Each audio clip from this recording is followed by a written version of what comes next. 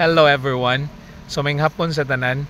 So napata karon na sa may Hugno Amlan, and then nihunong ta diri no kay natay gi-fix kadali pod.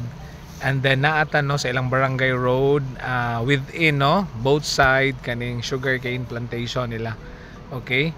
So thank you Lord for sa atong schedule no today, morning and afternoon. And thank you Lord because successful nung atong health orientation, and thank you Lord kayo no because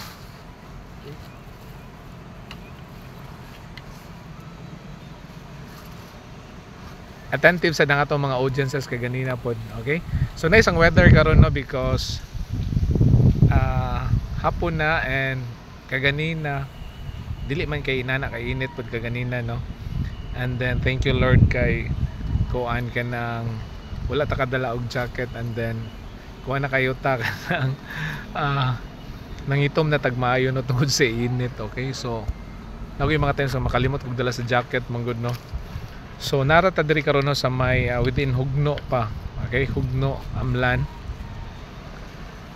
and before ta mo adto og Dumaguete. So thank you Lord no kay nakakuha po tag mga videos diri. Okay, so mo pabalik na po ta og Dumaguete right after. Bye bye no, God bless everyone.